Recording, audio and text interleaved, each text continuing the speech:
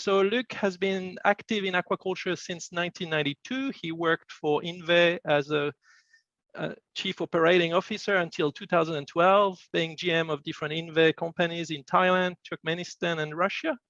In 2012, Luc and Frank Indine started the Noplii business, founding I&V Bio, which became the biggest challenge in the professional life.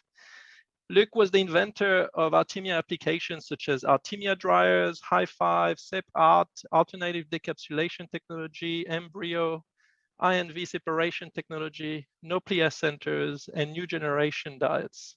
In short, recognizing the problems and needs of the market by finding practical solutions. Luc, if you could please share your screen, and yes. You can start presenting. Thank you. Okay, I hope this is clear.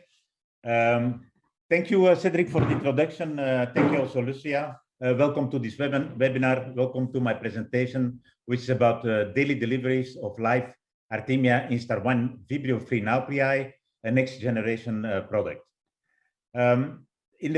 Before 95, it was actually easy because it was mainly the Great Salt Lake who was available for Artemia cyst, but then came our expansion to Turkmenistan because there was a shortage on the Great Salt Lake, and we started to develop activities on the Karbagas-Gol in Turkmenistan. And actually, this was the first time that on a commercial scale, another kind of Artemia was introduced into the market. On the right side of my presentation, you see what happened since then, because it's not only Russia, different lakes, it's also Kazakhstan with lakes in different regions, Uzbekistan, China, and so on. So there are many, many more resources than, let's say, 25 years ago. What is happening, that is all this product is ending up in one or other can with different brand. The brands are coming from harvesters, but they can also come from distributors, middlemen, from anybody. And the problem is, once they exist in the can, you don't know from which lake they come. You don't know when they are harvested. You don't know the hatching percentage, and you for sure don't know the hatching characteristics, dynamics, like do they need an answer, how much an answer do they need, how long do we need to hatch them, and so on. So actually, the hatchery is buying Artemia cyst, like you see it here, and then it's up to them to convert this heap of Artemia cyst to pure live Noplii. So the harvest and the processing to dry cyst is actually the easy part. The difficult part begins when the dry cysts arrive at the hatchery and try to make from that Artemia Noplii. The reason why it is like this is because the dry Artemia cysts is the only way that the commercial company can offer Artemia cysts into the market. Otherwise, it would be a very, very difficult logistic. Once you have this Artemia cyst and you have to hatch them yourself in the hatchery, you know very well that light and temperature is the main factor. Also trying to keep the bacteria under control. The quality of what you bought is important, not always clear on the can. And if you did a good job and after 24 to 26 hours you have live Artemia, then you have to separate it. By the traditional methods with the double sieve, you will end up with a lot of damaged Noplii. This damaged Noplii is also ending up in your larval rearing tanks and is for sure a good substrate for Vibrio and bacteria in general. You also need the labor, and you need a skilled labor to follow the whole process. And when the process is finished and the separation is more or less done, you have to make sure that you follow some kinds of disinfection steps to get rid of your Vibrio. And now I refer to the NACA from a couple of days ago, which was presented by Patrick Sorgeloos, where we went over all the different hatching methods worldwide. And you see, to get rid of this Vibrio, some dip it in hot water. You will not believe it. It goes from between 60 degrees until 100 degrees that they are dipped in hot water to kill off all bacteria. Or freezing is another method. and disinfection by iodine or hypochlorite. So when in 2012, Frank and me were brainstorming how to actually come up with a solution and not just doing the business in Artemia cyst, which actually is the easy way. We wanted to come up with a real solution for the hatchery.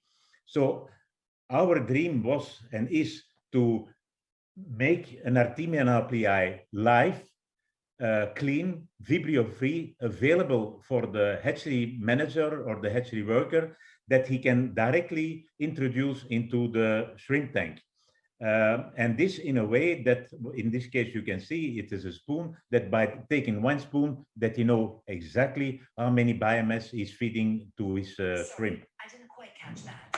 Could you please to achieve that, we needed to start from the ground up. This is not just taking any shrimp hatchery and start from there and trying to make or to convert the shrimp hatchery into a nauplii center. No, our nauplii centers are constructed from the ground up, following a certain layout plan that was developed during our initial pioneering years.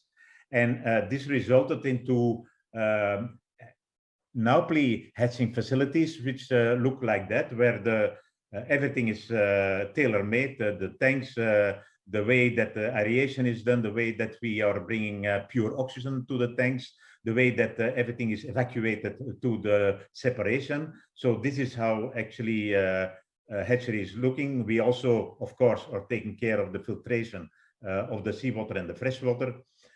Inside, you can see that the tanks, the water, the aeration, the way that we add the Artemia, all the conditions are under control. And moreover, because we are going from a local hatching facility at the hatchery of the shrimp hatchery, we are going to an industrialized way of hatching Artemia cyst. If you want to do it industrial, it means everything has to be controlled. Every step during the hatching has to be controlled, has to be written down, has to be keyed in. And this information is stored in the cloud forever, because this is traceability, so we can trace back what belongs where. And this program that you see here is a tailor-made program that's only working in our facilities worldwide. And because it is connected to the cloud, we have a continuous view of all the hatcheries worldwide, what is going on, where are they, and so on and so on. After our hatching time, we need to separate. Separation is so critical. We don't want to have any empty shell or full shell remaining into the product. For this, we developed our own separation technology, which is, by the way, patented worldwide. After the separation, we are adding our nauplii in cooling tanks, where this we do to hibernate them. It's a kind of hibernation to make sure that they don't develop further from instar 1 to instar 2, because that would mean that they are losing energy, and this we want to avoid at any cost. During the cooling, we are also adding natural plant extracts, which are making sure that the Vibrio is not coming back, or that the Vibrio is suppressed. Once we are coming out of the cooling tanks, the Artemia nauplii are dewatered in a way that it's really becoming a paste. By the way, animals are still perfectly alive. So it's a paste, so all the external water is removed, which gives a consistent paste with a consistent amount of biomass per tray. In this case, these trays are 800 grams each. We have our internal quality control in every nauplii center, where we, of course, check the instar 1 percentage. We check the presence of Vibrio. We check some viruses. We do that with real-time PCR. We check the survival of the Artemia in the tray. We check how much biomass, how much nauplii per tray, if the product is clean, no debris, nothing. And of course, this all has to be linked with the service to get the trays in time to the customer. And in time, I mean that is every day, and in many cases, like in India, it's even 2 times per day that we deliver. Together with the product, we deliver a certificate of analysis, which actually is confirming the quality in the tray and is according to the agreements that we had with the customer when we started to make a deal. By the way, the analysis that we do is not randomly. I mean, if we are, the analysis that we do is a batch, so we are checking all the batches before we are sending out these certificates of analysis. That means that not one tray escapes our quality control. We also, of course, do external checks. In this case, it's a government in Thailand, which is an external body, that just to make sure that our internal quality control is the same or is comparable with the external labs. Once our nuclei is in the tray and ready to go to our customers, we put them on ice. We put them in a cool box on ice. This cool box goes to the customer. The customer can keep that cool box with the trays on ice and use it in the sequence that he has to feed his shrimp or his fish. And the next day, we bring a new blue box with a new trays, and we take the old one back, disinfect, and the whole circle start all over again. Today, we have 3 of these products to offer. Instar 1, as I already explained, this is more than 90-95% Instar 1 Artemia at the moment of delivery. We also have the Instar E, where we enrich with algae, Celco, and vitamins. It's a standard format that we are using. And besides that, we have our embryo. Please don't confuse with shell-free. Shell-free is a dried embryo where the outer membrane is broken. So when you introduce that into your hatching water, the chances of leaching are important. In this case, it is a hydrated embryo where the outer membrane is still intact and there is no leaching taking place. Furthermore, we are, I think, the only one today in the world who is decapsulating without using hypochlorite. So we have our own method to disinfect without the use of hypochlorite, which could leave harmful chlorine residues. So what we did is solving for a big part the main problem of the hatcheries, that is the Artemia nuclei. We deliver it clean. It's a new way of approaching the market. We bring a real solution to the hatchery. If you have seen how many steps the hatcheries have to control to end up with a nuclei, with a healthy, clean nuclei, well, we do that on a daily basis. We deliver the hatchery whenever they need it. We also have the enriched nuclei, which is an advanced way of delivering extra nutrition or different nutrition, which most of the time is used from PL5 onwards, where the requirements, the nutritional requirements of the animal change. So we change with them by using the enriched nuclei. And also, I think it's very interesting looking to the future, because we can also enrich it with probiotics or with any additive that is smaller than, let's say, 5-15 micron, which the Artemia will store in its digestive tract. And by doing so, it's another form of bioencapsulation that can be used to feed your animals. And most important is Vibrio-free. It's unique, and I will come back to that, why it is so important that it's Vibrio-free.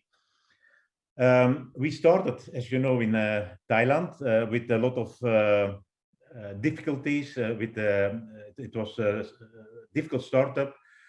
Once we got everything in place, we start in India. By the way, now we are setting up our 4th nuclei center in India. We are in Indonesia. We are looking for a 2nd place there. We have Vietnam, Bangladesh, Ecuador, and next year it will be Mexico. Here I come back to that importance of live feed and how to use it and treat it. The first line in green shows you a very typical hatchery feeding regime where Artemia or live Artemia are used together with diets. And you can see the average of 72% is not bad with a dry weight of 198 microgram per animal. If you then go to the blue line, you can see what I want to say there is I completely abandon diets. I don't use the diets. I use 100% live nauplii directly fed from the tray. And you can see that you have a better survival and a better dry weight. But if you then go to the gray zone and you're going to what many people unfortunately do is dip it in hot water from 60 to 100 degrees. In this case, we took 70 degrees at 2 minutes and then cool it down with water. You see immediate drop in survival and in dry weight. Same with frozen. Even after 2 days frozen, you can see that the survival drops to 68% and a very low dry weight. And it continues like this. If you look at 1 week frozen, you see it further goes down. So even if you're working with Artemia nauplii, it is important that it is live. We understand why people are dipping, and I understand why people are freezing or disinfecting it with iodine or whatever.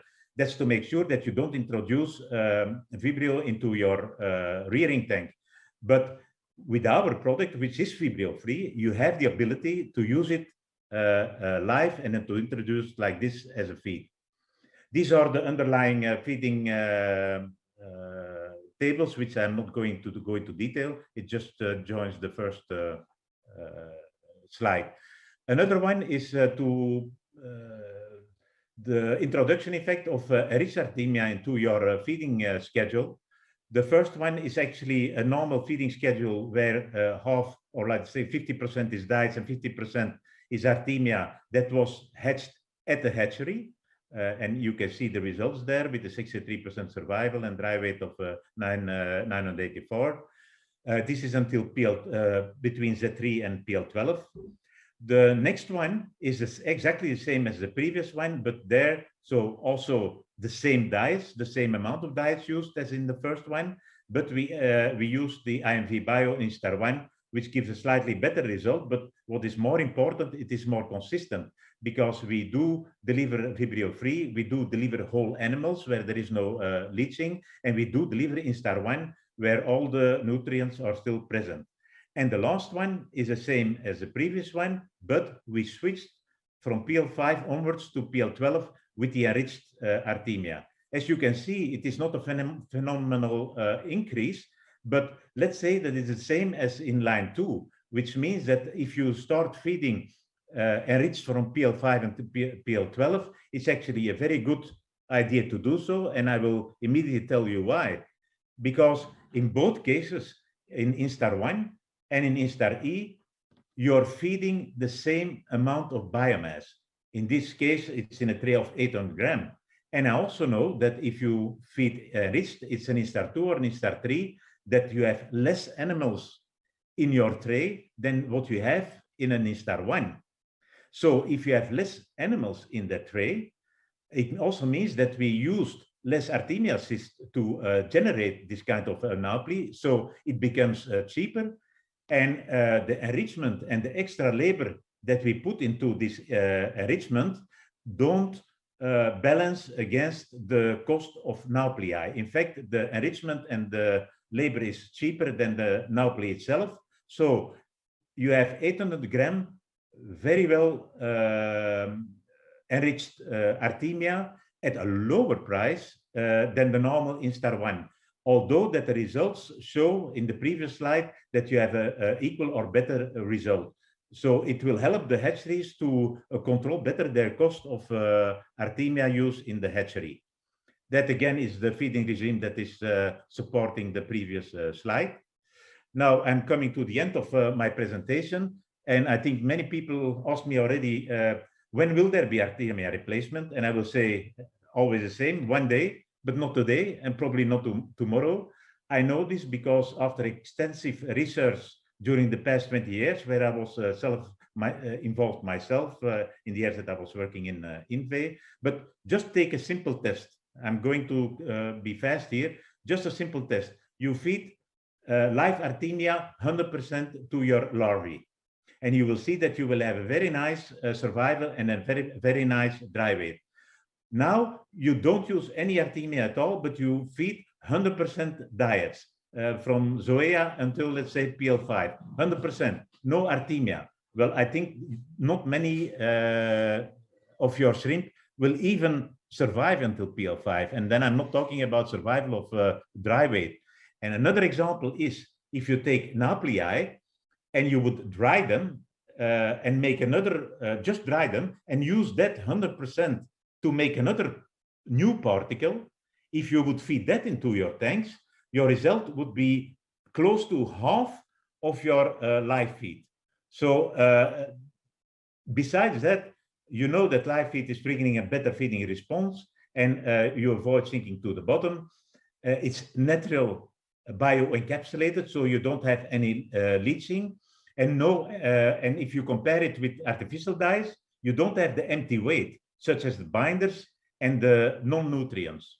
So what is also interestingly, that most of the current Artemia replacements have Artemia as part of the formula ingredients. There is no more to say about this. And so the only thing I can do is thank you for listening. Thank you, Lucia. Thank you, Cedric.